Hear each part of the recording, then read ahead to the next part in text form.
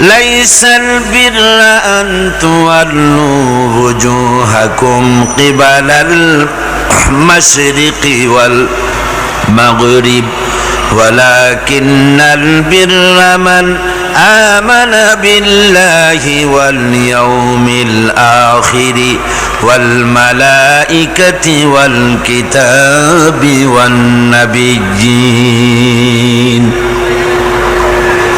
ليس البر أن تولوا وجوهكم পূর্ব পশ্চিমে মুখ ঘোরানো, তোমাদের চেহারাটা পূর্ব পশ্চিমে ঘোরানো, এটাই প্রকৃতপক্ষের কোনো কল্যাণমূলক কাজ নয়। আসল নেক কাজ হচ্ছে মান আমানা বিল্লাহ, যে ব্যক্তি আল্লাহর প্রতি ঈমান এনেছে। এই ঈমান বিল্লাহর উপরেই আমরা কথা বলতেছিলাম আপনাদের সামনে। প্রথম দিন আলোচনা করেছিলাম ঈমানের পরিচয়, মনে আছে আপনাদের? মনে নাই? প্রথম দিন আলোচনা করেছিলাম ঈমানের পরিচয়। আর গতকাল কি করেছি? ঈমানের গুরুত্ব।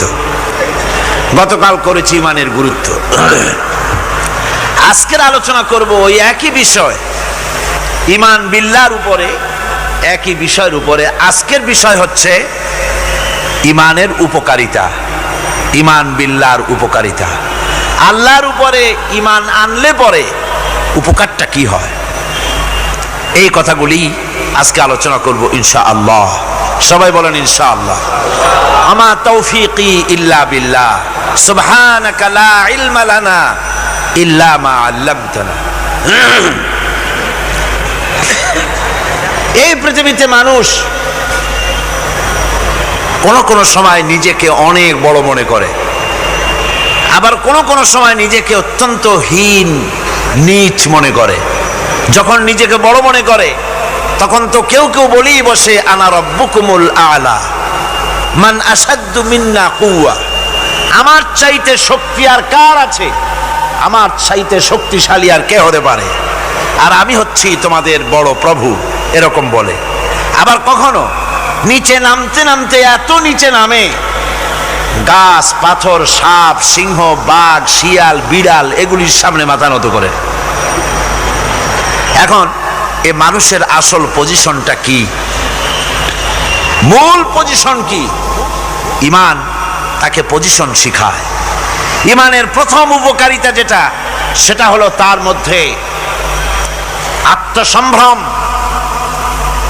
শখসিয়ত, পার্সোনালিটি সৃষ্টি করে দেয়, আত্মমর্যাদার উন্মেষ ঘটিয়ে দেয়। আল্লাহর প্রতি ঈমান মানুষকে দীনতা থেকে, হীনতা থেকে, নীচতা থেকে উদ্ধার করে মর্যাদার উচ্চ শিখরে আরোহণ করিয়ে দেয়। সে অন্যের নিকটে হাত পাতত, সে গাছের সামনে মাথা নত করত, সে পাথরের সামনে মাথা নত করত, সাপকে ভয় পেত, সাপকে পূজা করত। কিন্তু যখন এই মানুষটি আল্লাহর উপরে ঈমান আনলো, যখন এই মানুষ পড়ল লা ইলাহা ইল্লাল্লাহু মুহাম্মাদুর রাসূলুল্লাহ, জোরে বলেন না লা। মাইকটা আমার কানে আওয়াজ আসে না, কি জোরে আওয়াজ হচ্ছে, সেই জন্য আমার অসুবিধা হচ্ছে। এমন হওয়া উচিত যাতে আমি শুনতে পাই। এই কালেমা যখন পড়লো তখন সে নিজেকে চিনতে পারলো, সে বুঝতে পারলো যে আমি যাদের সামনে মাথা নত করি, যাদের সামনে আনুগত্য করি, এগুলি তো আবার আর একজনের গোলাম। আল্লাহ রাব্বুল আলামিন কোরআনে কারীমের মধ্যে বলেছেন ইয়াবতাগুনা ইলা রাব্বিহিমুল ওয়াসিলা। আল্লাহ পাক বলেন, যারা নাকি মানুষগুলি যার সামনে মাথা নত করে, যাদেরকে প্রভু বলে, দেবতা বলে, উচ্চ শক্তি সম্পন্ন মনে করে, যাদের পেছনে ঘুরে, যাদের কাছে হাত পাতে, তারাই তো আবার আল্লাহর কাছে যাওয়ার জন্য ওসিলা তালাশ করে। সুতরাং তার ভুল ভেঙে যায়, সে তখন দেখতে পায়, সে তখন বুঝতে পারে যে একজন এমন শক্তি আছে একমাত্র তার কাছেই মাথা নত করতে হয়, আর কারো কাছে করা যায় না। কোরআনে কারীম বলছে, ইন্নাল্লাযীনা তাদউনা মিন দুনিল্লাহি ইবাদুন আমসালুকুম। আমি আল্লাহকে বাদ দিয়ে তোমরা যার অনুসরণ করো, আমি আল্লাহকে বাদ দিয়ে তোমরা যাকে ডাকো নিজের হাজাত পুরা করার জন্য, নিজের উদ্দেশ্য পুরা করার জন্য, মনস্কামনা পূর্ণ করার জন্য, আমি আল্লাহরে বাদ দিয়ে যাদের ডাকো ওরা তোমার মতো আমার গোলাম। তুমি যেমন আমার গোলাম, ওটাও আমার গোলাম। তুমি সূর্যের পূজা করো, সূর্য তো আমার গোলাম। তুমি চাঁদের পূজা করো, চাঁদ তো আমার গোলাম। তুমি তো গরু পূজা করো, গরু আমার সৃষ্টি। তুমি তো মাটি দিয়া তৈরি করা মূর্তি বানাইয়া পূজা করো, মাটি তো আমার বানানো। তুমি কাঠ দিয়া পাথর দিয়া মূর্তি বানাও, এগুলির সামনে মাথা নত করো, ওগুলি তো আমার কাঠ আমার পাথর সব আমার। আর আমার গোলামগুলির সামনে তুমি নিজে গোলামি করার জন্য মাথা পেতে দাও, ওই গোলাম তোমার কোনো উপকার করতে পারবে না। সুতরাং আত্মমর্যাদা সৃষ্টি হয়ে যায়, শখসিয়ত পয়দা হয়, পার্সোনালিটির সৃষ্টি হয়। ইমানের এটা সবচাইতে বড় উপকার। মানুষ হীনতা থেকে, নীচতা থেকে তাকে ঊর্ধ্বে উঠায় আনা হয়। মানুষ দেখতে পায়, যদি চোখ থাকে, যদি আকল থাকে, তাহলে দেখতে পায় যেগুলির সামনে তারা মাথা নত করে ওগুলি নিজেরও কোনো উপকার করতে পারে না, অন্যকে উপকার করা তো দূরের কথা, অপরের উপকারও সে করতে পারে না। একবার আল্লাহ নবীর কাছে এক মুশরিক এসেছিলেন। একজন মুশরিক এসেছে একটা ভাঙ্গা মূর্তি নিয়ে এসেছে। হুজুর বললেন, তোমার মূর্তি ভাঙ্গা কেন? লোকটি বলল, হুজুর এটা হচ্ছে আমার খোদা, এইটারই নিয়ে আমি সব সময় থাকি, যাতে সব রকমের বিপদ থেকে আমি বাঁচতে পারি। প্রতিমধ্যে আমার পেশাব পায়খানার হাজত হলো, এই মূর্তিকে আমি রাস্তায় দাঁড় করায় রেখে চলে গেলাম। পেশাব পায়খানার কাজ শেষ করে এসে দেখি যারে আমি খোদা বলি, যে আমার যে বিপদ দিয়ে বাঁচাবে, তার মাথা থেকে পা পর্যন্ত একদম ভিজা। ভাবলাম নিশ্চয়ই কোনো বরকতের পানি ছাড়া আর কি হতে পারে। এটাকে বরকতের পানি মনে করে আমি যখন চাটা আরম্ভ করলাম, চাটতে গিয়ে দেখি কেমন টক টক লাগে, আর একটা উদ্ভট উৎকট একটা দুর্গন্ধ, অ্যাসিডের মতো ঝাঁঝালো গন্ধ। জিনিসটা কি? চিন্তা করলাম, পানিটা যদি বরকতের হবে তাহলে তো এই রকমের গন্ধ হওয়া উচিত না। পরে এদিক ওদিক তাকায় দেখি দূরে একটা কুকুর দাঁড়ানো আছে, আর তার নিচের থেকে পানি টপকাচ্ছে।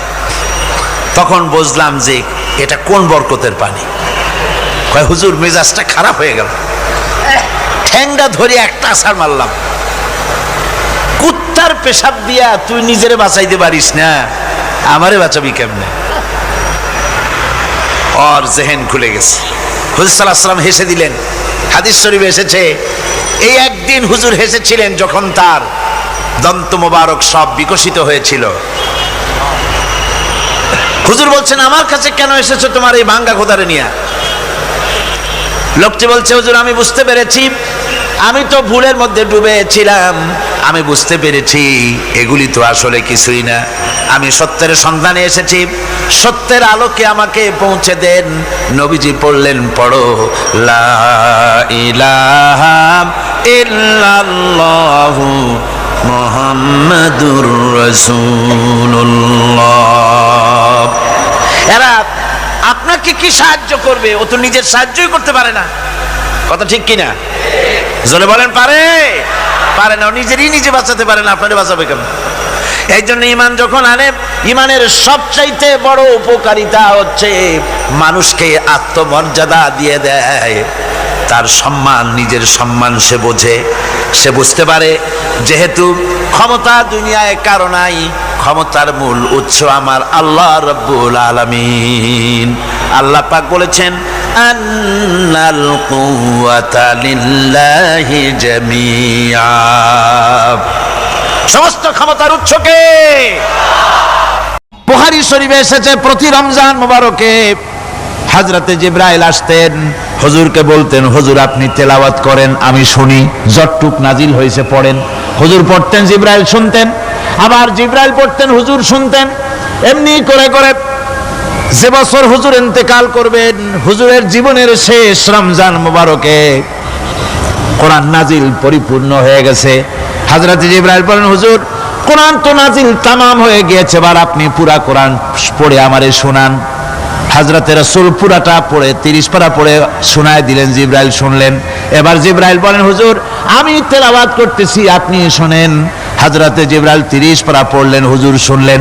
আবার হযরত জিবরাইল বলেন হুজুর এবার আবার আপনি পড়েন। হুজুর পড়লেন, জিবরাইল শুনলেন, আবার জিবরাইল পড়লেন, হুজুর শুনলেন। তার মানে হলো হুজুর যে বছর ইন্তেকাল করলেন ওই বছরের রমজান মোবারকে হযরত জিবরাইল 2 বার পড়েছেন, হুজুর শুনেছেন, আর হুজুর 2 বার পড়েছেন, জিবরাইল শুনেছেন, যাতে করে একটা জের জবর, একটা আয়াত, একটা সেমিকোলন যেন বাদ না পড়ে যায়। শাহরু রমাদানাল্লাযী উনজিলা ফীহিল কুরআন, রমজানের পবিত্র মাসে আমি অবতীর্ণ হয়েছি। সুবহানাল্লাহ। যদি প্রশ্ন করা হয় রমজানে তো আসছো, কিন্তু প্রথম নাজিল হয়েছিল কোন সময়? ওটা কি দিন ছিল না রাত ছিল? কোরআন তার জবাবে বলে ইন্না আনজালনাহু ফি লাইলাতিল কদর, কদরের পবিত্র রাতে আমি এই পৃথিবীতে আমার আগমন ঘটেছিল। যদি প্রশ্ন করা হয় বুঝলাম সবই, কেন নাজিল হয়েছে তুমি? এই পৃথিবীতে তোমার আসার উদ্দেশ্য কি? মূল কাজটা কি? এই প্রশ্ন যদি করা হয় কোরআনে কারীম তার জবাবে বলে শোনো কেন এসেছি, লিতুখরিজান নাসা মিনাজ যুলুমাতি ইলান নূর। আমার মিশন হচ্ছে গোটা বিশ্ব মানবতাকে পুঞ্জীভূত জমাট বাঁধা অন্ধকারের ভেতর থেকে টেনে বের করে আলোর সন্ধান দিতে, আলোর দিকে আনার জন্য আমি কোরআন নাজিল হয়েছি। সারা মাস রোজা থাকার পর আল্লাহর হুকুম মেনে সারা রাত রোজা রাখার পর তারপরে ঈদের দিনে জামা কাপড় পরিষ্কার করে শেরওয়ানি গায়ে লাগাইয়া পাঞ্জাবি পরে আতর মেখে এরপরে ঈদের জামাতে যখন দাঁড়ায় যায় সে যে মজা পায়, সারা মাস রোজা রেখে ঈদের জামাতে গিয়ে সে যে মজা পায়, যে রোজা রাখলো না ঈদের দিনে খুব জামা পাজামা সেন্ট এগুলো মেখে থেকে প্রথম কাতারে গিয়ে দাঁড়ায় গেছে, ও সেই মজা পাবে না। ওর মনের মধ্যে একটা চোর চোর ভাব থেকেই যায়। সে মনে মনে ভাবে এই জামাত আমার না, জোর করে আসছি, এখানে দাঁড়াবার যোগ্যতা আমার নাই। মনের মধ্যে সে একটা অপরাধী ফিল করে, সে ফিল করতে থাকে। সুতরাং রোজাদারের জন্য 2টা খুশি, একটা হচ্ছে ইফতারের সময়, আর একটা খুশি হবে যখন আল্লাহ তাদেরকে দেখা দেবেন। সুবহানাল্লাহ। এই রোজা আল্লাহ পাক দান করেছেন। আচ্ছা কি জন্য রোজা আমাদের দিলেন? এই জন্য দিয়েছেন যে একটা মাস পৃথিবীর মুসলমানরা না খেয়ে থাকুক দিনের বেলায়, ওই না খেয়ে থাকার যে খাবারগুলি বাঁচবে এগুলি আল্লাহ অন্য কোন এলাকার মানুষদের খাওয়াবেন নাকি? এই জন্য করেছেন রোজা, এই জন্য করেন নাই। রোজার ফজিলত আল্লাহর নবী বলেছেন, রমজান মুবারকের এত ফজিলত, মানুষ যখন কোন ইবাদত করে আল্লাহ পাক সেই ইবাদতের নেক আমলের সওয়াব 10 থেকে শুরু করে 700 পর্যন্ত বাড়ায় দেন। 10 থেকে শুরু করে 700 করে 700 বাড়ায় দেন, ইল্লা সাওম, রোজা ছাড়া। নবীজি বলেছেন রমজান মুবারকে কেউ যদি একটি নফল কাজ আদায় করে, একটি নফল ইবাদত করে, অন্য মাসের একটি ফরজ আদায় করার সওয়াব আল্লাহ পাক নামায়ে আমলে দিয়ে দিবেন। রমজান মুবারকে কেউ যদি একটি ফরজ আদায় করে, অন্য মাসের 70টি ফরজ আদায় করার মতো সওয়াব আমলনামায় আল্লাহ দিয়ে দিবেন। সুবহানাল্লাহ। এই মাস আমাদের সামনে, আল্লাহু আকবার বলি, আল্লাহু আকবার বলি, আলহামদুলিল্লাহ। এই পবিত্র মাস আমাদের সামনে। এই মাসে এত সওয়াব, নফল হয় ফরজের মতো, আর ফরজ হয় 70টা ফরজের মতো। এত সওয়াব কেন হইল? আমরা না খেয়ে থাকি সেই জন্য নাকি? বলতে পারেন কেন হলো? একটি কারণ, শাহরু রমাদান আল্লাযী উনজিলা ফীহিল কুরআন। সুবহানাল্লাহ বলবেন না? এই রমজান মাস হচ্ছে সেই মাস যে মাসে আল্লাহ রাব্বুল আলামিন কোরআনে কারীমকে নাজিল করেছেন। এই মাসের মধ্যে একটি রাত আছে, খায়রুম মিন আলফি শাহর, যে রাতটি 1000 মাসের চাইতে বেশি গুরুত্বপূর্ণ আল্লাহর কাছে। সুবহানাল্লাহ। একটি রাত 1000 মাসের চাইতে গুরুত্বপূর্ণ। 1000 মাস ক্যালকুলেটর দিয়ে হিসাব করলে দেখা যায় যে 1000 মাসে 83 বছর 4 মাস হয়। তাহলে তার অর্থ কি এই যে একটানা 83 বছর 4 মাস ইবাদত করলে যে সওয়াব হবে, এই রাত্রে ইবাদত করলে সেই সওয়াব হবে? হতে পারে, এরকম হতে পারে, কিন্তু ব্যাখ্যাটা কি? ব্যাখ্যাটা হচ্ছে এই, আরবিতে আলফুন শব্দ দিয়ে 1000 বোঝানো হয় না। আরবিতে যখন আলফুন বলা হয় তাহলে বোঝা যায় সংখ্যাধিক্য, বিপুল সংখ্যা, হাজার হাজার হাজার হাজার, থাউজেন্ডস এন্ড থাউজেন্ডস। এইটাকে বোঝাবার জন্য আরবিতে ব্যবহার করা হয় আলফুন, হাজার হাজার। তাহলে আল্লাহ কি বুঝাতে চাচ্ছেন? আল্লাহ রাব্বুল আলামিন তিনি আয়াত দ্বারা বুঝাতে চান, এর ব্যাখ্যা হচ্ছে এই পৃথিবীর মানবতার কল্যাণের জন্য, এই পৃথিবীর মানুষের ভালাইয়ের জন্য, মঙ্গলের জন্য হাজার হাজার মাস ধরে এই পৃথিবীর মানুষের যে কল্যাণ হয় নাই, এই রমজান মোবারকে একটা রাত আছে যেই রাতে আল্লাহ রাব্বুল আলামিন মানবতার সেই কল্যাণ করেছেন। সেই কল্যাণ কি দিয়ে করেছেন? শাহরু রমাদান আল্লাযী উনজিলা ফীহিল কোরআন, কোরআন নাজিল করে পৃথিবীর মানুষকে সেই কল্যাণ আল্লাহ দিয়েছেন। সুবহানাল্লাহ। বন্ধুগণ, কোরআন, কোরআন কি নিয়ামত আমাদের কাছে! সেই নিয়ামতকে আমরা চিনলাম না, আমরা বুঝতে পারলাম না কত বড় নিয়ামত আল্লাহ আমাদের দান করেছেন। এই কোরআন যেন আপনি শুনতে পারেন, পড়তে পারেন, বুঝতে পারেন, সেই জন্য আল্লাহ রাব্বুল আলামিন শরিয়াত কি সুন্দর ব্যবস্থা করেছে। কোরআন শোনার জন্য রমজান মুবারকে তারাবিহের নামাজের ব্যবস্থা করা হয়েছে। সুবহানাল্লাহ, সুবহানাল্লাহ। যারা সব সময় পড়তে পারেন না, কোরআন তেলাওয়াত জানেন না, অথবা সারা বছর এক খতম কোরআন শরীফ পড়া হয় না, শরিয়াত কি সুন্দর বিধান করলো যে আপনি যেন 30 পারা কোরআন শরীফ শুনতে পারেন। এই ব্যবস্থা তারাবিহের নামাজের মধ্যে শরিয়াত করে দিয়েছে। আলহামদুলিল্লাহ, আলহামদুলিল্লাহ। যাদের টাকা কড়ি আছে আমি তাদেরকে অনুরোধ করব, যদি পারেন তাহলে মেহেরবানি করে রমজান মুবারকে উমরা পালন করবেন। আমি উমরার নিয়ত করে এসেছি, ঢাকা থেকে উমরার নিয়ত করে এসেছি, আপনাদেরকে দেখে গেলাম। আর আমি এখান থেকে ডাইরেক্ট মদিনা মুনাওয়ারায় চলে যাব ইনশাআল্লাহ। লাইলাতুল কদর পর্যন্ত হারামাইনুশ শরীফাইনে কাটাতে চাই, নিয়ত করেছি। আপনারা দোয়া করুন আল্লাহ যেন কবুল করেন। কি মজা যখন আপনি হারামাইনুশ শরীফাইনে যখন তেলাওয়াত শুনবেন, আপনার কাছে মনে হবে যেন কোরআন শরীফ নাজিল হতেছে। সুবহানাল্লাহ। সেখানে তো নামাজের পরে হাত তুলে মোনাজাত করা হয় না, শুধুমাত্র রমজান মুবারকে বেতেরের নামাজের মধ্যে ইমাম সাহেব হাত তুলে মোনাজাত করেন। গত বছর রমজান মুবারকের লাইলাতুল কদরে আমি ছিলাম, গত কয়েক বছর ধরে আল্লাহ যাওয়ার তৌফিক দিয়েছেন দয়া করে। সেখানে লাইলাতুল কদরে পত্রিকাগুলি লিখেছে 30 লাখের উপরে লোক ছিল মক্কা শরীফের, হারাম শরীফে 30 লাখের উপরে।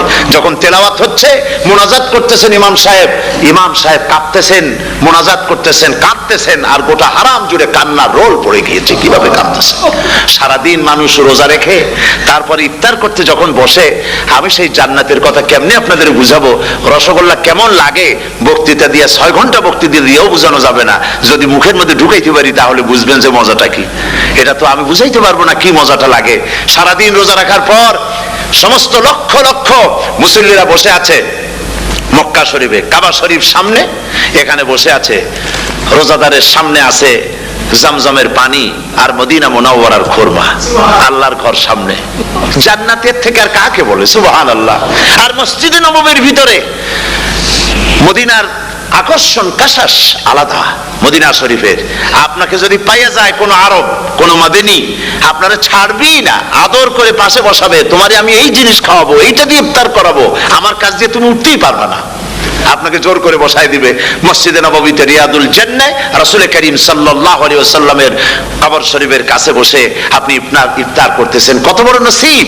সেই জন্য আমি বলি হলিডে করার জন্য আমেরিকা, সিঙ্গাপুর, হাবিজাবি এই সমস্ত ঘুরে কোনো লাভ নাই। হলিডে করতে চান রমজান মুবারকে চলে যান হারামাইনুশ শরীফাইন, মদিনা আল মুনাওয়ারা, মক্কা আল মুকাররমা, কপাল খুলে যাবে, জিন্দেগীর সমস্ত গুনাহ খাতা আল্লাহ পাক maaf করে দিবেন। রাসূল করিম সাল্লাল্লাহু আলাইহি ওয়াসাল্লাম বলেছেন রমজান মুবারকে যে উমরা করলো সেজন্য হজ আদায় করলো, সুবহানাল্লাহ। অন্য রিওয়ায়াতে এসেছে যে ব্যক্তি রমজান মুবারকে উমরা করলো সেজন্য আমার সাথে হজ আদায় করলো, সুবহানাল্লাহ। তো বলতেছিলাম যে কোরআনে কারীম হচ্ছে একটি বিরাট নিয়ামত, এই নিয়ামত শোনানো হয় রমজান মুবারকে। আমি এবার এসে খুব খুশি হলাম একথা শুনে যে ইস্ট লন্ডন মসজিদ তারা একটা ব্যবস্থা করেছে, সুন্দর একটা রেডিও তারা আবিষ্কার করেছে, না কি করছেন আপনারা? ট্রান্সমিটার তৈরি করেছেন। ওনারা ওখানে রেডিও বিক্রি করেন, আপনারা বহুটা খরচ করেছেন, তারা হাজার হাজার পাউন্ড খরচ করে টাওয়ার বানিয়েছেন এবং একটা ফ্রিকোয়েন্সি তারা নিজেরা নিয়েছেন, আর রেডিওগুলি 125 পাউন্ড করে ওনারা দিচ্ছেন খরচ হিসেবে। এটা যারা নিয়ে যায় ঘরের মধ্যে বসে তারাবিহের তেলাওয়াত তারা শুনতে পাবেন। মহিলারা অনেক সময় আসতে পারেন না, মহিলারা ঘরে বসে শুনতে পারবেন। ওই ইস্ট লন্ডন মসজিদে যত ওয়াজ হবে, তেলাওয়াত হবে, নামাজ হবে, আজান হবে, ওয়াজ হবে, জিকির হবে, সব আপনার ঘরে বসে আপনি শুনতে পারবেন। আল্লাহ রাব্বুল আলামিন এই ইকদামকে, এই পদক্ষেপকে আল্লাহ কবুল করুন, সবাই বলেন আমিন। এবং প্রত্যেকের ঘরে ঘরে এই রেডিও পৌঁছে যাক, আমরা বলি আমিন। আল্লাহ যেন কবুল করেন। আপনি ঘরে বসে মসজিদের সমস্ত প্রোগ্রাম পেতে পারবেন। আর কি সুন্দর সেখানে যিনি তেলাওয়াত করেন, আজান দেন, আলহামদুলিল্লাহ, তার আজান শুনলে পরে তো মনে হয় যে আমি মক্কা শরীফে চলে গেছি, মদিনায় চলে গেছি। আর তেলাওয়াত কত সুন্দর, আলহামদুলিল্লাহ। আল্লাহ তার প্রতি রহম করুন, আমরা বলি আমিন।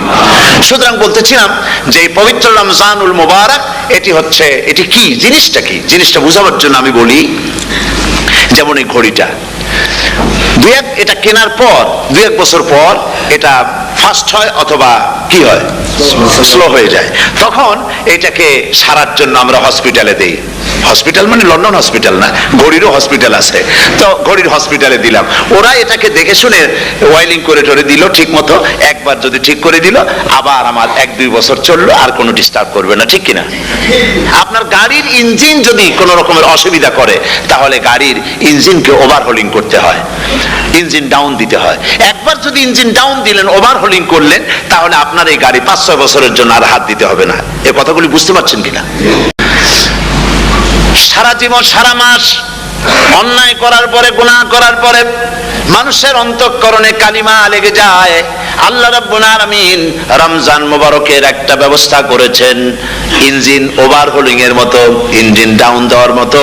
আপনার কলবকে, আপনার আত্মাকে, আপনার বিবেককে, আমার বিবেককে পরিষ্কার করার জন্য রমজান মাস করে দিয়েছেন। রমজান মুবারকের একটি মাসের কোর্স যদি কমপ্লিট করা যায়, তাকওয়া দিয়া যদি ভরে দেওয়া যায়, তাহলে বাকি 11 মাস আরামসে চলবে, কোনো অসুবিধা হবে না। নবীজি বলেছেন রমজান মুবারকে মাস আসার সঙ্গে সঙ্গে আল্লাহ রাব্বুল আলামিন তিনি জান্নাতের সমস্ত দরজাগুলি খুলে দেন, আর জাহান্নামের সব দরজাগুলি আল্লাহ রাব্বুল আলামিন বন্ধ করে দেন। সুবহানাল্লাহ। আর শয়তানকে শৃঙ্খল দিয়ে বেঁধে ফেলা হয়, শিকল দিয়ে শয়তানকে বাঁধা হয়ে যায়। এই হাদিসটা যখনই শোনাই বিভিন্ন জায়গায়, লোকেরা বিভিন্ন জায়গায় প্রশ্ন করে, হুজুর কোন তো যে শয়তানরে বাঁধতে হয়, কিন্তু রমজান মাস হতো লোকেরা মদ খায়, মিথ্যা কথা কয়, তাহলে শয়তান বাঁধা থাকবো কেমনে? আমি বলি দেখেন, এরও ব্যাখ্যা আছে। এর ব্যাখ্যা হলো এই, কোন ঘড়ি আছে একবার চাবি দিলে 6 মাস চলে, আর একবার চাবি দিলে 2 বছর চলে, আবার চাবি দিলে লাইফ চলে যায়। এরকমের ঘড়িও আছে। কোন মানুষের শয়তানে এমন চাবি দিছে যে চাবিতে 6 মাস চলে, কোনটায় 10 মাস চলে, কোনটায় বছর চলে। রোজার মাসেও যারা গুনাহ করে, শয়তানে এমন চাবি দিছে যে রোজার মাসেও বন্ধ হচ্ছে না। এরা শয়তানের খপ্পরে পড়ে গেছে। আল্লাহ এই চাবি থেকে মুসলমানদেরকে হেফাজত করুন, বলি আমিন। জোরে বলেন আমিন। শয়তান থেকে পানাহ কেউ দিতে পারে না, কোনো গভর্নমেন্ট পারবে না। ব্রিটিশ গভর্নমেন্ট পারবে নাকি? American government? কেউ পারবে না।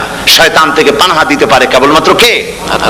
ওই আল্লাহ রাব্বুল আলামিন আমাদেরকে শিখায় দিয়েছেন, শয়তানের ওয়াসওয়াসা থেকে আমার কাছে পানাহা চাও।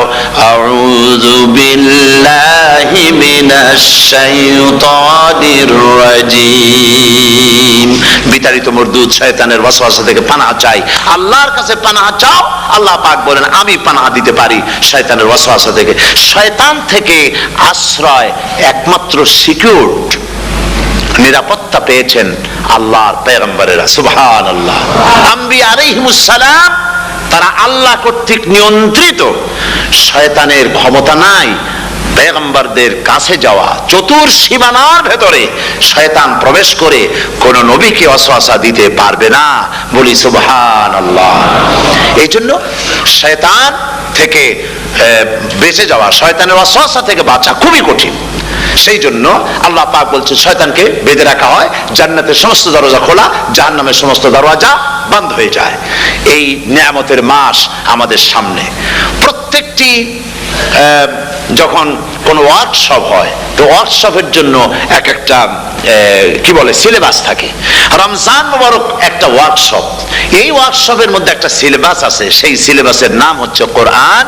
কোরআন কোরআন কোরআন নাজিলের মাসে আমরা কি কোরআন তেলাওয়াত করি? বলেন। রোজা হচ্ছে, হাদিস শরীফের মধ্যে বলা হয়েছে আস-সাওমু জুন্নাহ, রোজা হচ্ছে ঢাল। রোজা কি কন্ত? ঢাল বোঝেন তো? ঢাল কি? প্রোটেক্টর। আপনি জিহাদের ময়দানে, যুদ্ধের ময়দানে নিরাপত্তার জন্য, বাইরের থেকে আক্রমণকে ফিরাবার জন্য কি ব্যবহার করেন? ঢাল ব্যবহার করেন। রোজা হচ্ছে ঢাল, শয়তানের সমস্ত আক্রমণ থেকে বাঁচার জন্য রোজা হচ্ছে ঢাল।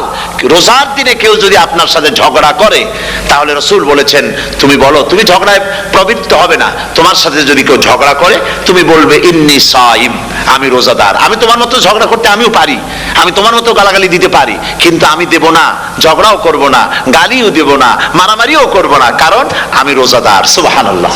রোজা আপনাকে গুনাহ থেকে বাঁচায় দেবে। দেখেন রোজা কিভাবে গুনাহ থেকে বাঁচায়। মিথ্যেবাদী, মিথ্যেবাদী সারাক্ষণ মিথ্যে কথা বলে, কিন্তু রোজার মাস আসছে। এখন মিথ্যাবাদী যারা, তাদের ঘনিষ্ঠ লোকদের কাছে শুনেছি যে তারা বলে, যদি কোনো লোক দিনের বেলা এসে যায় আর এমন কথা, যে কথা বলতে গেলে মিথ্যা বলা ছাড়া উপায় নাই তার জন্য, সে তখন বলে ভাই তুমি তো অসময় আসছো, এখন আমি খুব ব্যস্ত, আই এম ভেরি বিজি, তুমি রাত্রে আসো।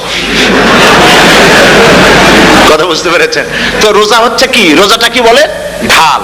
কোন মেয়ে লোকের দিকে চোখ পড়লো, আহা আমি তো রোজাদার, চোখকে সাথে সাথে নিচে নামায় ফেললো। গানের আওয়াজ আসলো, আমি তো রোজাদার, সে গানটা শুনলো না। কাজী সমস্ত গুনাহ থেকে বাঁচার জন্য রোজা একটা বিরাট হাতিয়ার। সুবহানাল্লাহ।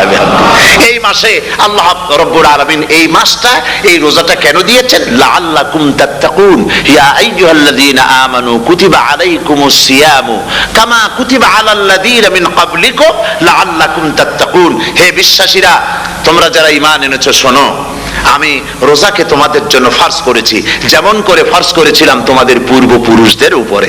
রোজা শুধু আমাদের উপরে ফরজ হয়েছে তা না, আমাদের আগে যারা যেসব নবীরা আসছিলেন তাদের উপর রোজা কি ছিল? ফরজ ছিল। সুতরাং এই রোজা তোমাদের উপরে ফরজ, এই জন্য লাআল্লাকুম তাত্তাকুন, যাতে করে তোমরা কি হতে পারো? পরেজগার হতে পারো। কি হতে পারো? পরেজগার, মুত্তাকি হতে পারো, আল্লাহকে ভয় করতে পারো। একমাত্র আল্লাহর ভয় মানুষকে ভালো বানাতে পারে। একটা মানুষ জান্নাতে যাওয়ার জন্য, জাহান্নাম থেকে বাঁচার জন্য একটা জিনিস, কয়টা জিনিস বলেন? একটি জিনিস যদি ভেতরে থাকে তাহলে সমস্ত গুনাহ থেকে বাঁচতে পারে। আর একটি জিনিস যদি না থাকে তাহলে এমন কোন কাজ নাই পৃথিবীতে যা সে করতে পারে না। সেই কাজটার নাম কি? তাকওয়া। সবাই বলেন কাজটার নাম কি?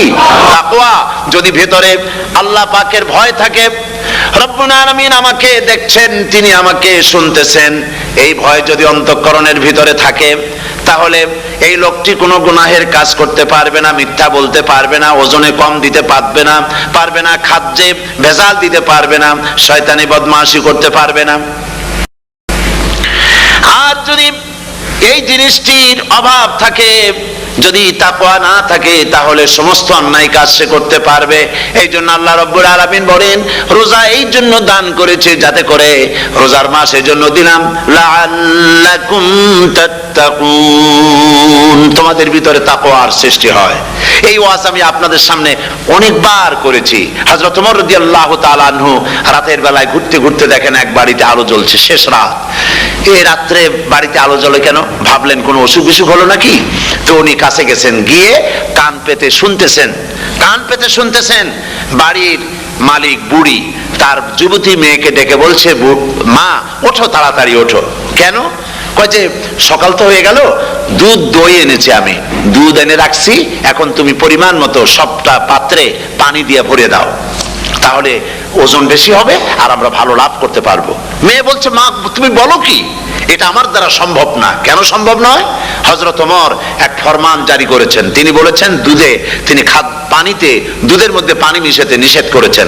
তাছাড়া রাসূল করিম সাল্লাল্লাহু আলাইহি ওয়াসাল্লাম খাদ্যদ্রব্যে ভেজাল দিতে নিষেধ করেছেন। কাজী হযরত ওমরের এই নির্দেশকে আমি অমান্য করতে পারবো না। মা বলছে, দেখো ওমর এখন তো ঘুমাইতেছে, এত রাত্রে তিনি কি এখানে আসছেন নাকি আমাদের এই কারবার দেখতে, তুমি পানি মিশাও ইচ্ছে মতো। মেয়ে বলছে, মা হযরত ওমর ঘুমাতে পারেন, তার পুলিশেরা, তার গোয়েন্দা বিভাগের লোকেরা ঘুমাতে পারেন, হযরত ওমরের চোখকে ফাঁকি দেওয়া যাবে, হযরত ওমরের পুলিশকে ফাঁকি দেওয়া যেতে পারে, কিন্তু আল্লাহ রাব্বুল আলামিনের চোখকে ফাঁকি দেওয়া যাবে না। আমার পক্ষে সম্ভব নয়, আমি দুধে পানি মিশাতে পারবো না। হযরত ওমর রাদিয়াল্লাহু তাআলা চলে গেলেন, গিয়ে তার ছেলেকে ডেকে বললেন, ছেলে আমি তো এখন বুড়া হয়ে গেছি, আমার বিয়ের বয়স নাই, আমি একটা মেয়ের খোঁজ নিয়ে আসছি, যদি আমার বয়স থাকতো এই মেয়েটার আমি বিয়ে করতাম। সুবহানাল্লাহ, সুবহানাল্লাহ। এই মেয়েটা তুমি খোঁজ নাও, যদি বিয়ে না হয়ে থাকে তুমি প্রস্তাব দাও বিবাহের। কি সৌন্দর্য তিনি দেখলেন মেয়েটার মধ্যে, স্বাস্থ্য, রূপ, যৌবন, কি দেখলেন? তাকওয়া। জোরে বলেন না, কি দেখলেন? তাকওয়া।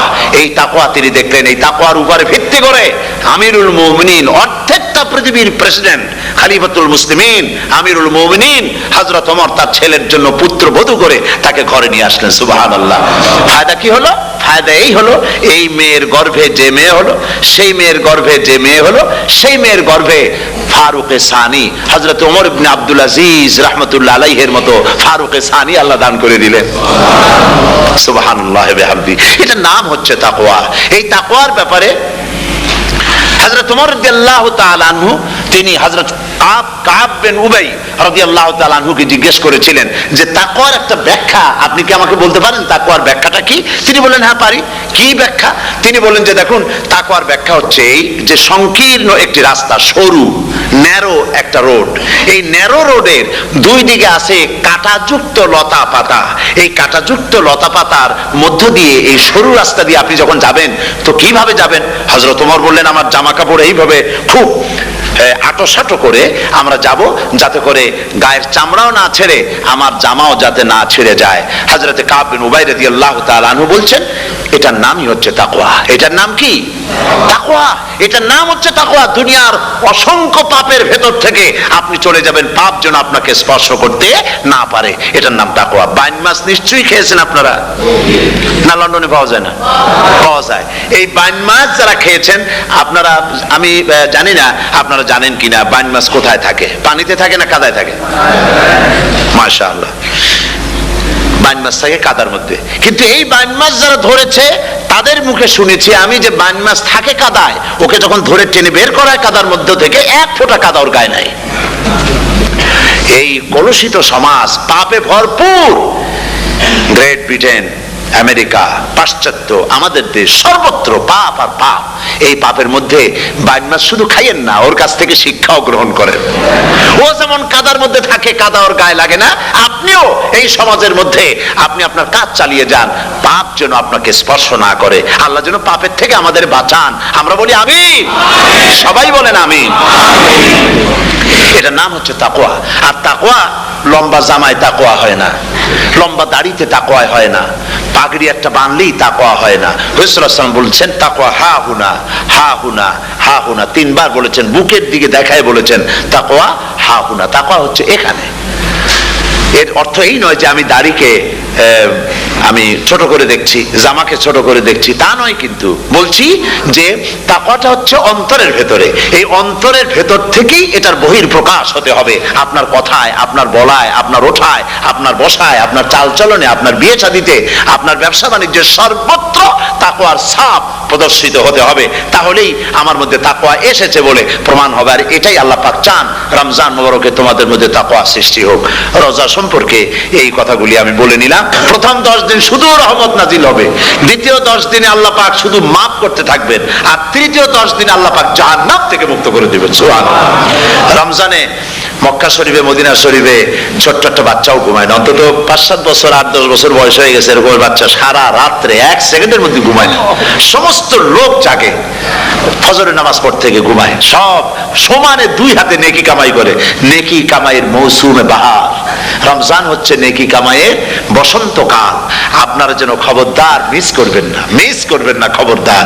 এই মাসটা পুরাপুরি কাজে লাগাবার জন্য মায়েরা, আমার মায়েরা, বোনেরা, মেহেরবানি করে এই মাসটা কাজে লাগাবেন। গীবত গাইবেন না, রাগারাগি করবেন না, ঝগড়াঝাটি করবেন না, মিথ্যা কথা বলবেন না, তেলাওয়াত, জিকির, আজগার।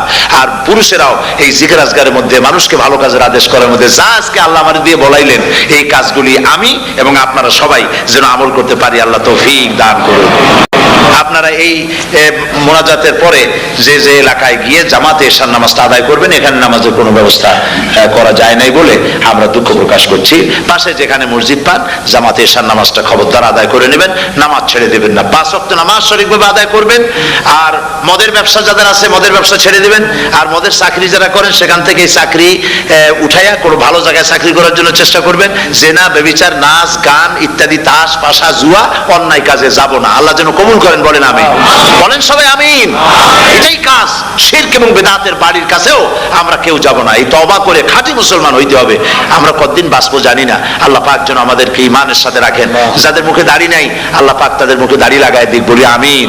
আপনারা চেষ্টা করেন রসুলের এই সুন্নতটা আমল করার জন্য। যেহেতু আমরা মারা যাবো, চিরদিন বাঁচবো না, তো আল্লাহ রসুলের কাছে কেমনে আমরা আমাদের চেহারা দেখাবো?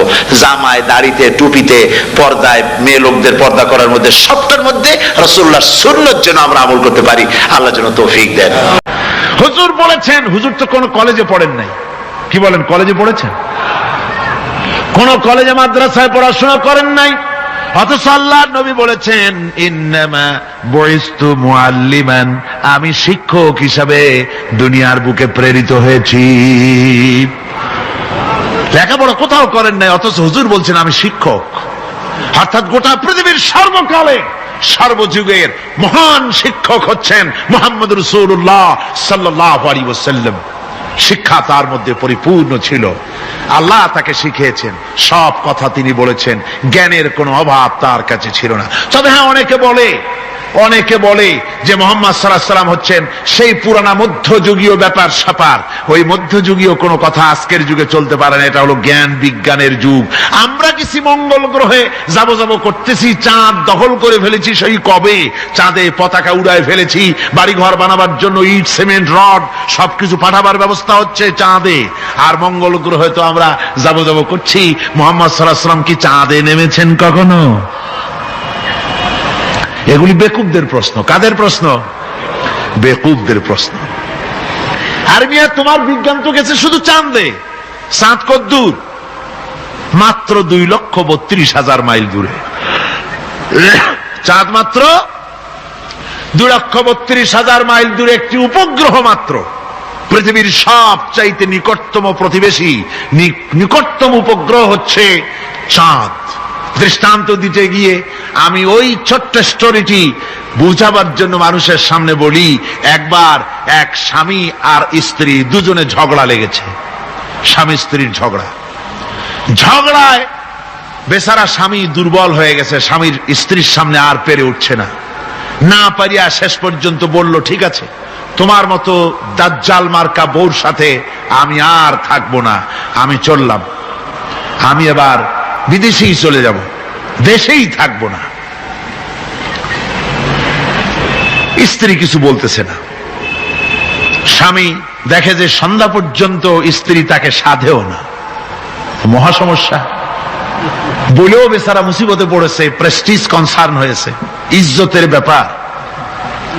শেষ পর্যন্ত জায়নামাজ বালিশ টালিশ পেঁচাইয়া বিদেশের উদ্দেশ্যে নিজেকে তৈরি করে বারান্দায় নেমে বললো যে মাগরিবের রক্ত যখন হয়েই গেল মাগরিবটা পড়ে নেই।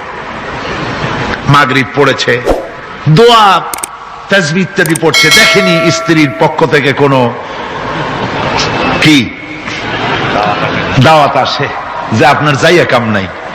তো স্ত্রী বেচারিও বুঝে ফেলেছে তার স্বামীর দৌরত্ব কত দূর, সেই জন্য সেও আর কিছু ক্ষয় ঠয় না। এশা রক্ত যখন হয়ে গেছে তখন বিড়বিড় করে স্বামী বেচারা বলছে, মানুষ নাকাউয়ার জাত, সন্ধ্যার আগে ছিলাম কোথায় আর এখন আসলাম কোথায়। বউ ঘরে বসে কয় যে বুঝছি, আর যাওয়া লাগবে না বিদেশে, ঘরের থেকে বারান্দায় নামি তুমি বলো মানুষ না কাউয়ের জাত, সন্ধ্যায় ছিলা কোথায় এখন নামছো কোথায়, তোমার আর বিদেশে যায় কাম নাই, তুমি ঘরে এসে মশারির মধ্যে ঢোকো। বুঝলেন? তো পৃথিবী থেকে মাত্র 2,32,000 মাইল দূরে চাঁদ, সেই চাঁদে অবতরণ করে বলছে মোহাম্মদ সাল্লাল্লাহু আলাইহি ওয়াসাল্লাম কি চাঁদে গেছে? আরে বেকুব, 2,32,000 মাইল দূরের চাঁদ নয়, 9,30,00,000 মাইল দূরের সূর্য নয়, কোটি কোটি সহস্র কোটি মাইল দূরের গ্যালাক্সি নয়, মিল্কি ওয়ে নয়, সমস্ত তারকারাজি গ্রহ পুঞ্জ সব কিছুকে পেরিয়ে গিয়ে 7 আকাশ ফুড়ে মুহাম্মদ সাল্লাল্লাহু আলাইহি সাল্লাম আরশে আজিম ভ্রমণ করেছেন, যা পৃথিবীর কোন বিজ্ঞানের পক্ষে সম্ভব নয়। সুতরাং মুহাম্মদ সাল্লাল্লাহু আলাইহি সাল্লাম সর্বকালের সর্বযুগের সব ব্যাপারে শ্রেষ্ঠ মহান ব্যক্তিত্ব। এরপরে আল্লাহ রাব্বুল আলামিন বলছেন, وَخَلَقْنَاكُمْ أَزْوَاجًا, আমি তোমাদের নারী এবং পুরুষের জোড়া পয়দা করেছি। অর্থাৎ এই পৃথিবীতে আল্লাহ রাব্বুল আলামিন মানুষের একটি সেক্স পয়দা করেন নাই, দুটি প্রকার করেছেন, একটি হচ্ছে নারী আর একটি পুরুষ। এই নারী আর পুরুষ আল্লাহ পাকের এটি একটি বিরাট কুদরত। এই নারী এবং পুরুষ সৃষ্টি করে পরস্পরের প্রতি আল্লাহ আকর্ষণ সৃষ্টি করেছেন। দুজনের একের প্রতি অপরের আকর্ষণ আল্লাহ পাক নিজেই সৃষ্টি করে দিয়েছেন। ওয়ামিন আয়াতিহি আন খালাকা লাকুম মিন আনফুসিকুম আজওয়াজান লিতাসকুনু ইলাইহা ওয়াজআলা বাইনাকুম মাওয়াদ্দাতাও ওয়া রাহমা। আমার অনেক নিদর্শনাবলীর মধ্যে এটিও একটি নিদর্শন যে আমি তোমাদের থেকে তোমাদের স্ত্রীদেরকে তোমাদের জোড়া পয়দা করেছি। আর কি করেছি, কেন করেছি? লিতাসকুনু ইলাইহা, যাতে করে তোমরা পরস্পরের কাছ থেকে শান্তি, প্রীতি, প্রেম, ভালোবাসা, মহব্বত লাভ করতে পারো। এটা আমার নিদর্শন একটি। কিরকম নিদর্শন?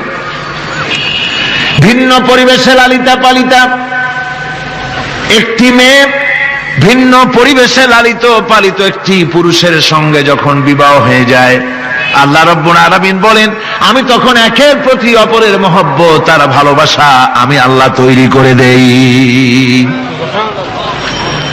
ওই মেয়েটি জানার কথা না, মেয়েটির বাড়ি হচ্ছে লংলা, শ্রীমঙ্গল, বিয়ে হয়েছে দিনাজপুর। দিনাজপুরের লোকেরা বোয়াল মাছ খায় না, কিন্তু এখানের লোকেরা বোয়াল মাছ খুব পছন্দ করে। কথা বুঝতে পেরেছেন? এখানে কথাবার্তা একরকমের, সেখানের কথাবার্তা আর এক রকমের। এই দুইটা মিলাইয়া খিতে হয়েছে তো খিতে হয়েছে। কথা বুঝতে এখন উপায়টা কি? অথচ এই দুই স্বামী স্ত্রীর মধ্যে আল্লাহ পাক কি মহব্বত পয়দা করে দেন, একজন আরেকজনের জন্য জীবন দিতে প্রস্তুত হয়ে যায়। সুবহানাল্লাহ পড়েন। আল্লাহ রাব্বুল আলামিন বলেন ওয়াজআলা বাইনাকুম মাওয়াদ্দাতান, প্রথমে তো ভালোবাসা সৃষ্টি করি, প্রেম সৃষ্টি করি।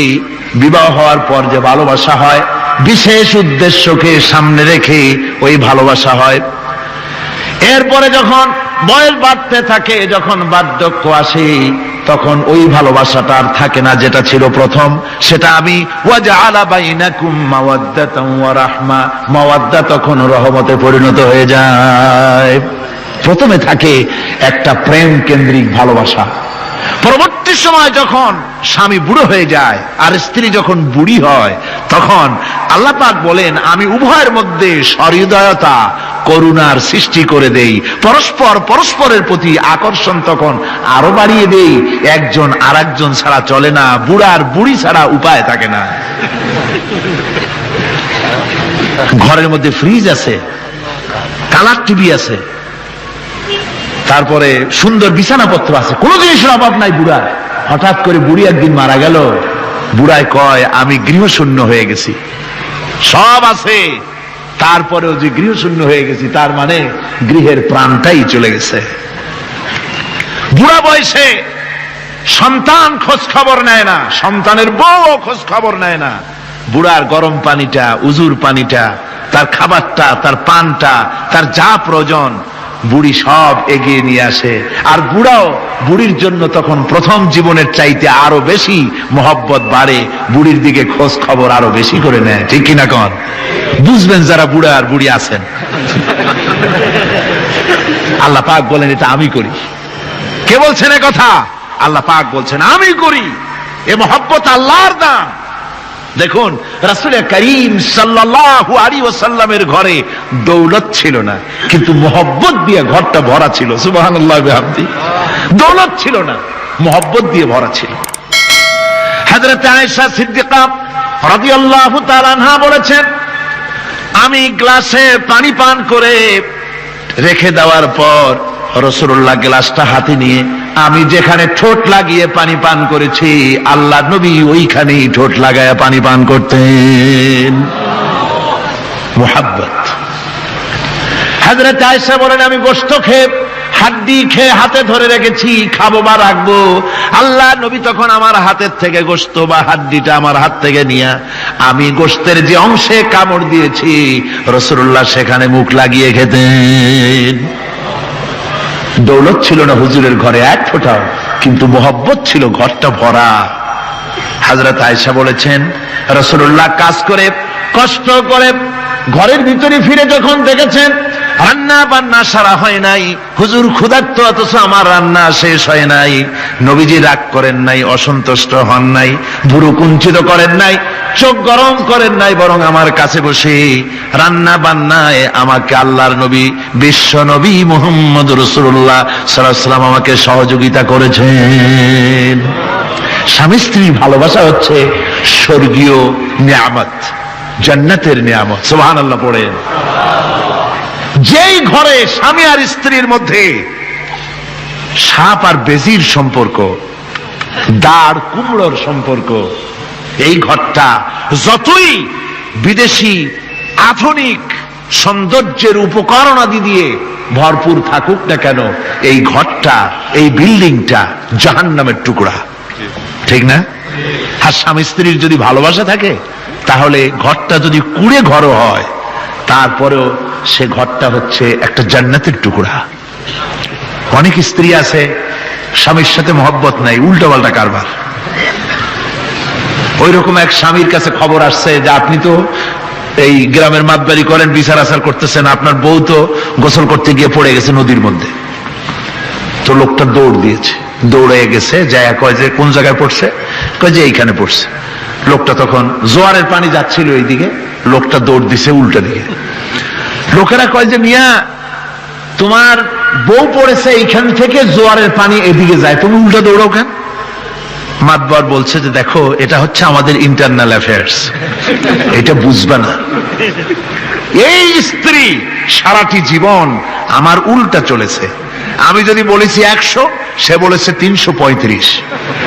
আমি যদি বলেছি এখন দিনের 12টা, সে বলেছে এখন রাত 3:35। সম্পূর্ণ উল্টা সারা জীবন যে চলেছে। সে যে নদীতে পড়ে জোয়ারে গেছে আমি তা বিশ্বাস করি না, উল্টাই গেছে। এই রকমের এক শ্রেণী আছে, স্বামী উল্টা থাকে, স্ত্রী উল্টা থাকে, এরকমও হয়। সুতরাং স্বামী এবং স্ত্রীর মধ্যে মহব্বত আর ভালোবাসা এটি মাবুদের একটি বিরাট নিয়ামত। অন্যের স্ত্রীর দিকে তাকালে কাম ভরে, খারাপ নজরে তাকালে জেনার গুনাহ হবে, হাত দিয়া ধরলে কাম ভাবে জেনার গুনাহ হবে।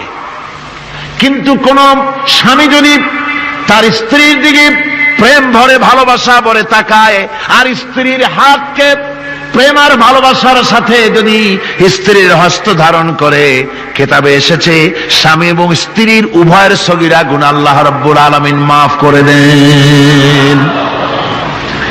আল্লাহ পাক বলছেন, আমি তোমাদের থেকে তোমাদের জোড়া, তোমাদের স্ত্রীদেরকে পয়দা করেছি এবং পরস্পর পরস্পরের প্রতি ভালোবাসা এবং মহব্বত সৃষ্টি করে দিয়েছি। আজকে কথা উঠেছে সমাজে, আজকে কথা উঠেছে নারীর অধিকার নিয়ে। বলা হচ্ছে ইসলাম নারীকে, নারীর অধিকার ক্ষুণ্ণ করেছে। বলে না? বলে কিনা বলেন? আমাদের দেশে এই জন্য নারী পক্ষ, নারী সমাজ, নারী আন্দোলন পরিষদ, তারপরে এরকম অনেক আন্দোলন তারা বানিয়েছে। আর পত্র পত্রিকায় নানান রকমের ইসলাম সম্পর্কে তারা লিখছে। একটা পত্রিকা আজকে সকালে আমাকে একজন দিল, তার মধ্যে লিখেছে, হাদিসের বরাত দিয়েছে, তার মধ্যে লিখছে যে রাসূলুল্লাহ বলেছেন পৃথিবীর সব কিছু হচ্ছে ভোগের সামগ্রী, সেই ভোগের মধ্যে উত্তম ভোগের সামগ্রী হচ্ছে নারী। নাউজুবিল্লাহি মিন যালিক। এমন কথা রাসূলুল্লাহ বলেন নাই। হাদিসের নাম দিয়া তারপরে হুজুর যা বলেন নাই সেই সব কথা বলে বলে নারীদেরকে ইসলামের প্রতি বীতশ্রদ্ধ করাবার জন্য চেষ্টা চালানো হচ্ছে। অথচ নারীদের ব্যাপারে মুহাম্মদ সাল্লাল্লাহু আলাইহি ওয়াসাল্লাম সবচাইতে উত্তম কথা বলেছেন। এত সুন্দর কথা পৃথিবীতে আর কেউ বলে নাই, আর কেউ বলে নাই। নারী আজ অধঃপাতিতা, নির্যাতিতা। এই নির্যাতন থেকে, অধঃপতন থেকে নারীকে কে রক্ষা করতে পারে? ইসলাম। জোরে বলেন, কে পারে? কেবলমাত্র ইসলাম পারে, আর কেউ পারে না। নারী যখন তাদেরকে মেয়ে হয়েছে শোনা মাত্র তার বাপ তাকে মাটির নিচে পুঁতে রাখত, আছাড় মেরে মেরে ফেলে দিত, যখন তাদেরকে কবর দিয়ে দিত জীবিত অবস্থায়, সেই সময় রাসূলুল্লাহ এসে নারীদের সম্মান দিলেন, মর্যাদা দিলেন। রাসূলুল্লাহ বললেন, আমার কাছে তিনটা জিনিস প্রিয়, একটি হচ্ছে নামাজ, একটি হচ্ছে সুগন্ধি, আর একটা হচ্ছে স্ত্রী। নারীর যখন কোনো মর্যাদা নাই তখন নারীর মর্যাদা হুজুর দিলেন। যখন কন্যা সন্তান হওয়া আভিজাত্যের বিপরীত, কন্যা সন্তান হওয়া পুরুষের জন্য একটা অপমানকর। এখন আমাদের সমাজেও আছে, স্ত্রী গর্ভবতী হয়েছে, বন্ধুদের কাছে বলে ফেলেছে আগেই, সন্তান হয়ে গেছে কিন্তু কোনো খোঁজ খবর নাই। বন্ধুরা একদিন হঠাৎ জিজ্ঞেস করে, তোমার স্ত্রী গর্ভবতী হয়েছে? তারপরে তা তো অনেক দিনের কথা, কি হইল তা তো বললা না।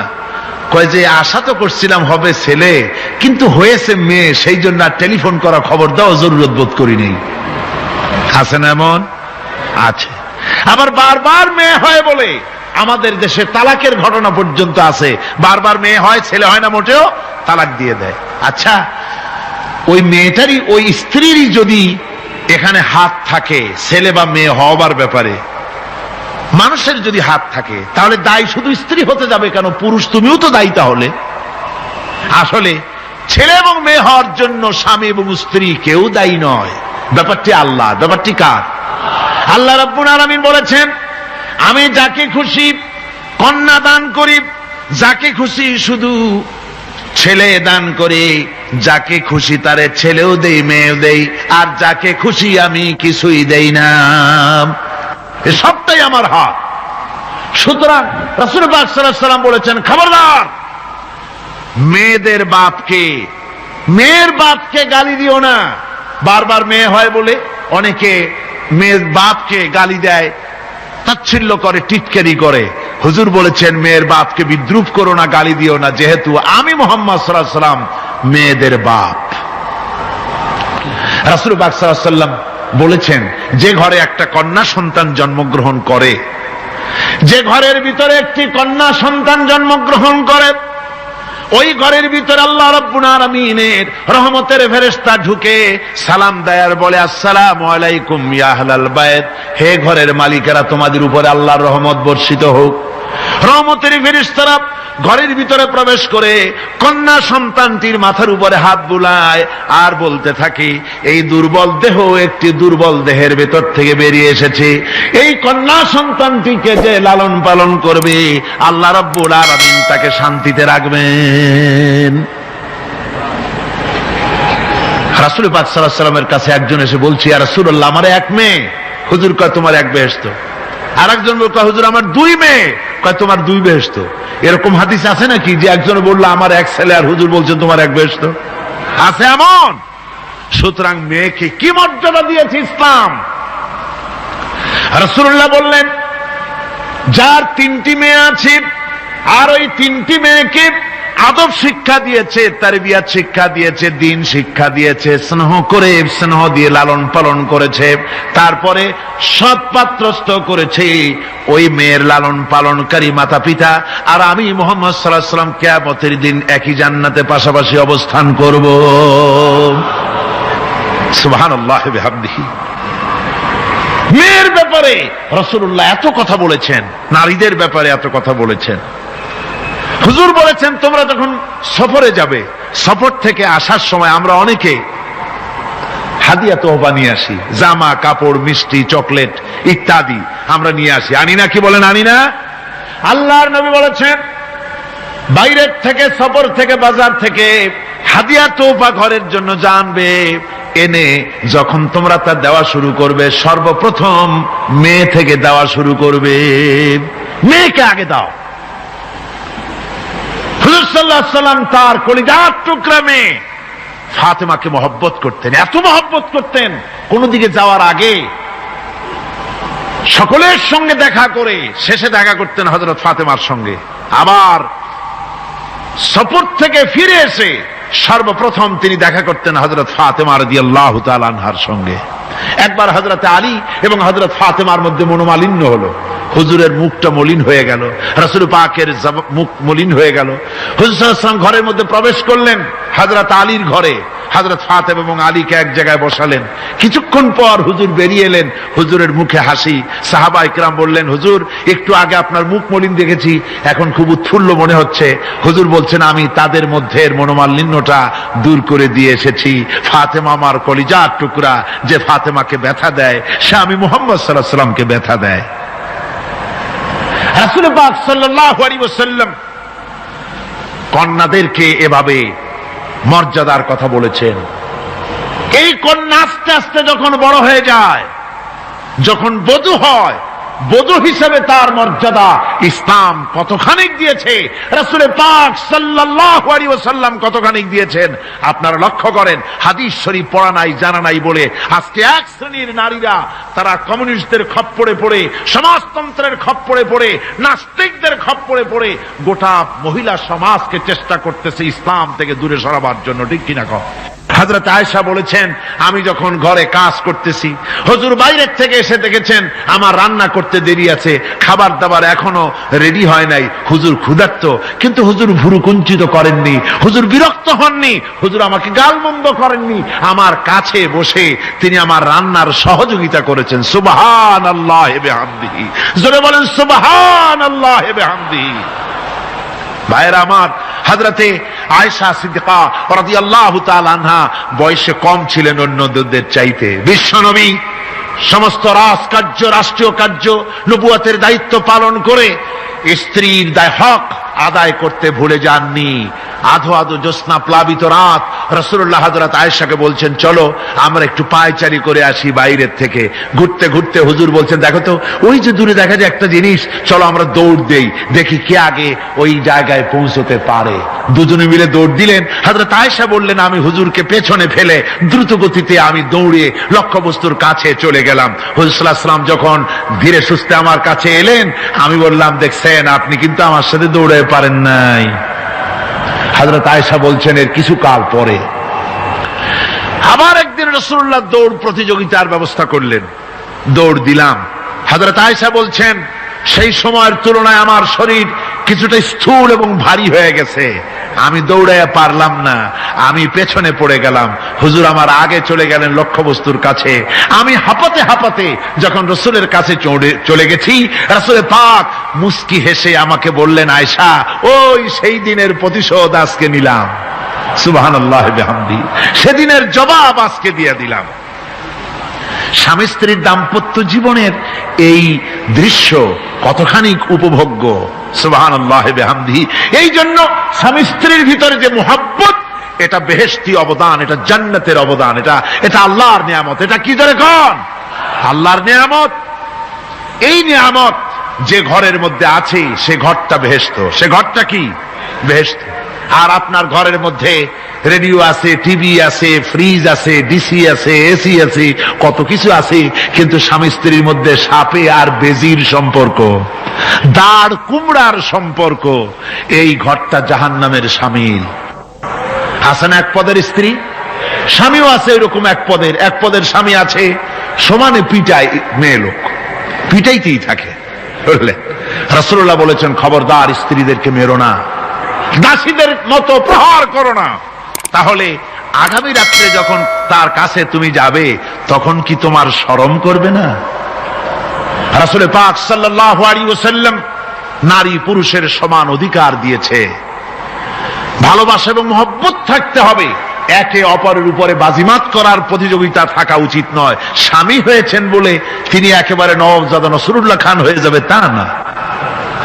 আবার স্ত্রী স্বামীকে গোলাম হিসাবে ব্যবহার করবে তাও না।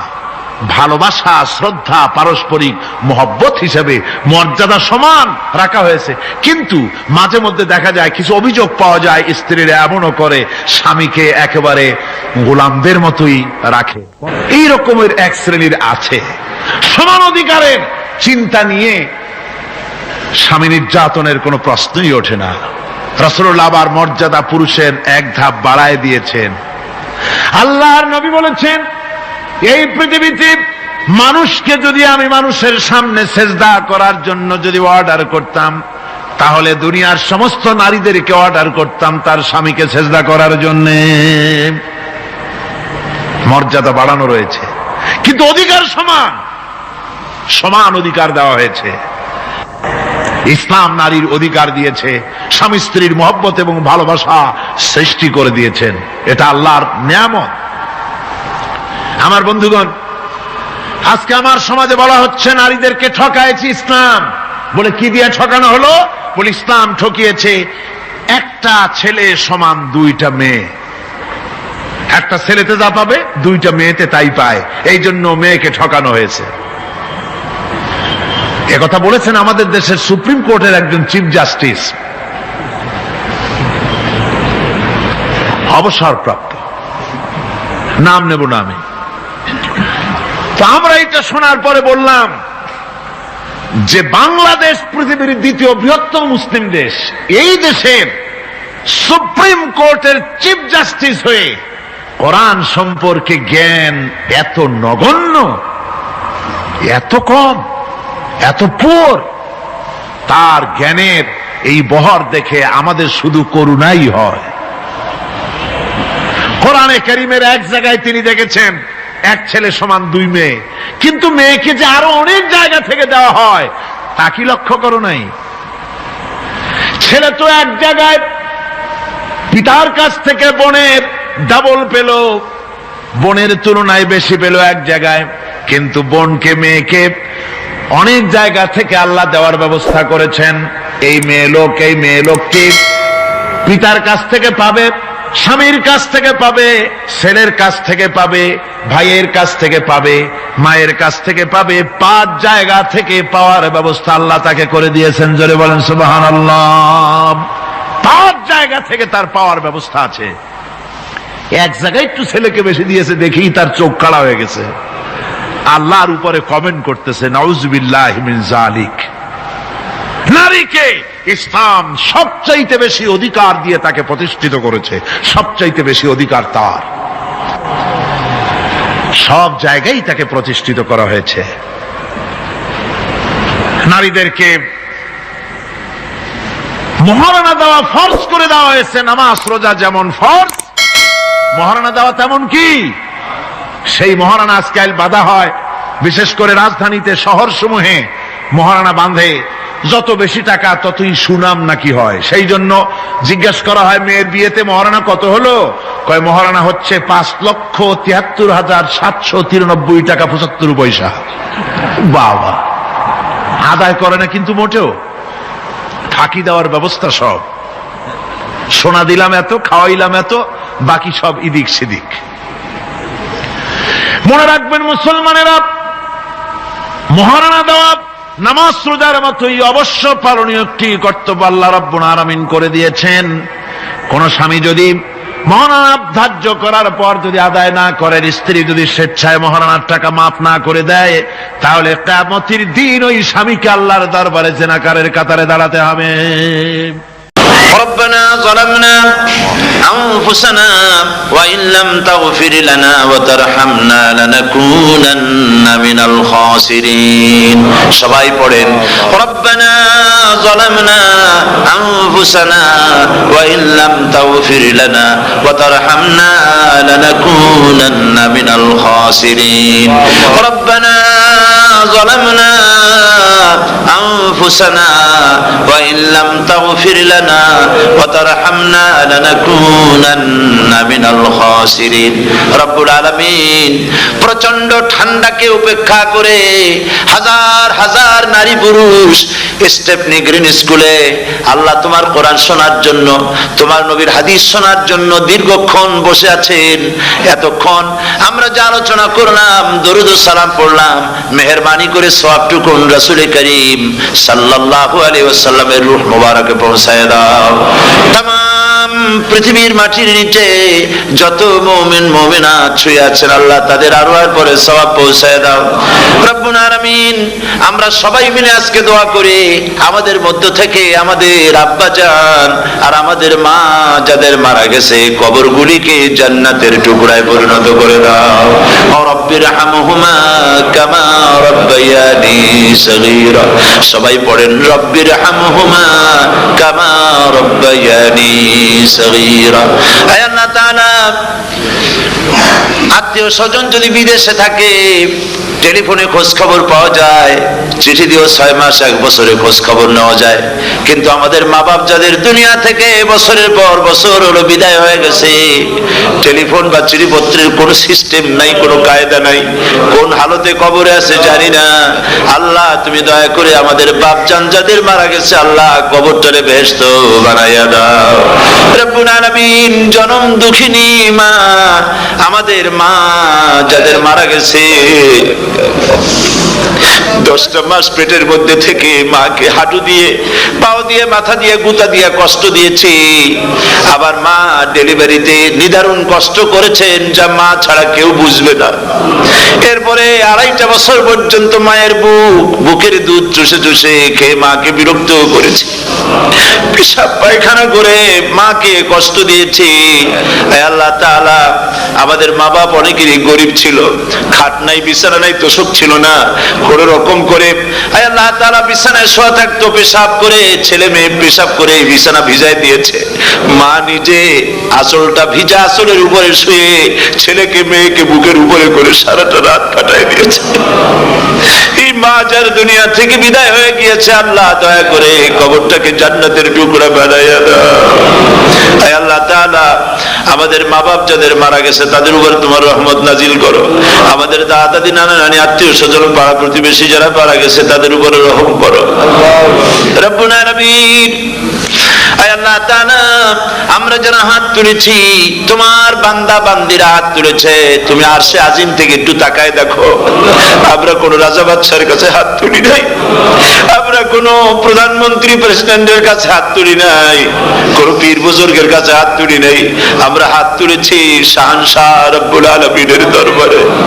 রব্বুল আলামিন, আমরা যতগুলি লোক হাত তুলেছি, এর মধ্যে জিনাকার থাকতে পারে, মদখোর থাকতে পারে, বেনামাজি থাকতে পারে, সুদখোর থাকতে পারে। আল্লাহ কত রকমের গুনাহ করে আমরা হাত তুলেছি। আল্লাহ তুমি যদি দয়া করে আজকে আমাদের এই লোকগুলি কি তোমার বান্দা বান্দি গুলারে যদি মাফ করে দাও, আকাশের জমিনে এমন কেউ নাই যার কাছে তোমার জন্য কৈফিয়ত দেওয়া লাগে। রব্বুল আলামিন দয়া করে আমাদের জিন্দেগির গুনাহ মাফ করে দাও। আল্লাহ তাআলা আমার মা বোনেরা কষ্ট করে এই ঠান্ডাকে উপেক্ষা করে যারা এসেছেন, আল্লাহ তুমি মা বোনদের হায়াত দারাজ করে দাও, মা বোনদেরকে পর্দায় থাকার তৌফিক দিয়ে দাও। আয় আল্লাহ মা বোনদের এমন জীবন যাপন করার তৌফিক দাও যাতে করে কিয়ামতে হযরত আয়েশা, হযরত খাদিজা, হযরত ফাতেমার সঙ্গে হাসর নসিব হয়ে যায়। আল্লাহ যে সমস্ত মা বোনদের বিয়ে হয়েছে বাচ্চা হয় নাই, আল্লাহ তুমি তাদেরকে নিঃসন্তানীকে বাচ্চা দিয়ে দাও। যাদের মেয়ে বড় হয়েছে বিয়ে দিতে পারে না, বিয়ের বন্দোবস্ত করে দাও। রব্বুল আলামিন মা বোনদের যাদের রোগ আছে ব্যাধি আছে, আল্লাহ দয়া করে সব অসুখ মাফ করে দাও। আল্লাহ আমরা যারা হাত তুলেছি ঋণগ্রস্তদের ঋণ পরিশোধের তৌফিক দান করে দাও। আল্লাহ তাআলা অসুখ বিসুখ যাদের আছে মাফ করে দাও। যারা নাকি হালাল ব্যবসা করে হালাল ব্যবসা বরকত দিয়ে দাও। হারাম ব্যবসা যারা করে, আল্লাহ মদের ব্যবসা যে হারাম ব্যবসা, তুমি মুসলমানদের মনের মধ্যে জাহান্নামের ভয় দিয়ে দাও। আল্লাহ মদের ব্যবসার মতো জঘন্য ব্যবসা থেকে মুসলমানদের বাঁচাও। আল্লাহ আল্লাহ রব্বুল আলামিন জিনা থেকে বাঁচাও, সুদ থেকে বাঁচাও, ঘুষ থেকে বাঁচাও। এই পবিত্র রমজান মাস আসতেছে, কাদের তুমি মাফ করবে তুমি জানো। আল্লাহ এই রমজানের বরকত থেকে আমরা যেন মাহরুম না হয়ে যাই। আল্লাহ তোমার বান্দা বান্দি আমরা যারা হাত তুলেছি এমন রোজা রাখার তৌফিক দাও যাতে তুমি খুশি হও বাবু। আমাদের কান্নার তৌফিক দাও। সেহরি ভালোভাবে সেহরি করা, তোমাকে খুশি করার জন্য ইফতার করা, তোমার খুশির জন্য রোজা রাখা, তেলাওয়াত করা, সেজদা দেওয়া, নামাজ পড়া, জিকির করা, আল্লাহ তাআলা এগুলি বেশি বেশি করে করার তৌফিক আমাদেরকে দান করে দাও রব্বুল আলামিন। এই মাহফিলের ভিতরে বহু মানুষ আছে জীবনে কাবা শরীফ চোখে দেখে নাই, জীবনে তোমার হাবিবের রওজা চোখে দেখে নাই। আজকে একটা দোয়া করি তোমার কাছে, আমার মা বোনের আর ভাইরা যারা হাত তুলেছে, আল্লাহ তুমি দয়া করে মেহেরবানি করে জীবনে অন্তত একটা বার কাবা শরীফ চোখে দেখার তৌফিক দিয়ে দিও রব্বুল আলামিন। বাংলাদেশ থেকে আমাদের হাজার হাজার লাখ লাখ মুসলমান নরনারী বিদেশে চাকরি করার জন্য ব্যবসা করার জন্য এসেছে। আল্লাহ চাকরি করতে এসে ব্যবসা করতে এসে যেন ঈমান নষ্ট কারো না হয়। আল্লাহ সকলের ঈমান মজবুত রাখার তৌফিক দান করে দাও। আয় আল্লাহ তোমার কাছে একটা দোয়া করি, জাহান্নামের আগুন 3000 বছর বসে উত্তপ্ত করেছো, জাহান্নামের আগুনে আমরা জ্বলতে পারবো না। জাহান্নামের আগুন আমাদের জন্য হারাম করে দাও আল্লাহ। আল্লাহুম্মা আজিরনা মিনান নার। সকলে পড়েন আমার সাথে, আল্লাহুম্মা আজিরনা মিনান নার, আল্লাহুম্মা আজিরনা মিনান নার ওয়া আদখিলনাল জান্নাতা মাআল আবরার। আল্লাহ তাআলা এই মানুষগুলি, এদের সাথে আমার কোনো আত্মীয়তার সম্পর্ক নেই, এদের সাথে আমার কোনো রক্তের সম্পর্ক নাই। এই মানুষগুলি মা বোনেরা ভাইয়েরা আমাকে তারা ভালোবাসেন দ্বীনের জন্য, আমি তাদেরকে ভালোবাসি দ্বীনের জন্য। আল্লাহ এই ভালোবাসা যেন দুনিয়ায় শেষ না হয়, এই ভালোবাসা দিয়ে যেন কিয়ামতের দিন আমরা এক জান্নাতে থাকতে পারি, এই তৌফিক তুমি আমাদেরকে দান করে দিও আল্লাহ তাআলা। तमाम পৃথিবীর মুসলমানদের উপরে তোমার রহমত নাজিল করো, বাংলাদেশের উপরে রহমত নাজিল করো, চেচনিয়া বসনিয়ার উপর রহম করো আল্লাহ। চেচনিয়ার মুসলমানদের দেখার কেউ নাই তুমি ছাড়া বাবু, তুমি রক্ষা করো। রাশিয়াকে দুর্বল করে দাও, চেচনিয়ার মুসলমানদেরকে আজাদ করে দাও, কাশ্মীরকে আজাদ করে দাও, দুনিয়ার সমস্ত স্বাধীনতাকামী মুসলমানদেরকে স্বাধীন বানায় দাও আল্লাহ তাআলা। নতুন শতাব্দীতে মুসলমানদেরকে আর মেরো না আল্লাহ। আমরা বুঝতে পেরেছি আমরা নাফরমান, সেই জন্য তুমি রাগ করেছো, সেই জন্য তুমি আমাদের মারতেছো, কাফের দিয়ে মারতেছো আল্লাহ। আল্লাহ তুমি আমাদেরকে মাফ করে দাও, নতুন শতাব্দীতে ইসলামের বিজয় দিয়ে দাও আল্লাহ। বিজয়ের আমরা তো আশাও করতে পারি না, যেহেতু আমরা গুনাহগার। সাহাবায়ে কেরামদের সেই কোয়ালিটি আমাদের মধ্যে নাই আল্লাহ। তুমি দয়া করে তোমার হাবিবের সাদকায় নতুন শতাব্দী, ইসলামের শতাব্দী আল্লাহ তুমি দয়া করে বানাই দিও আল্লাহ রব্বুল আলামিন। আমি জানি না কে কোন দুঃখ নিয়ে এখানে এসেছে, আমি সকলকে কয়েক সেকেন্ড ছেড়ে দিলাম, মাথা নিচু করে চক্ষু বন্ধ করে আল্লাহর কাছে আপনাদের মনের কথাটা বলেন, আল্লাহ পাক দোয়া কবুল করবেন ইনশাআল্লাহ।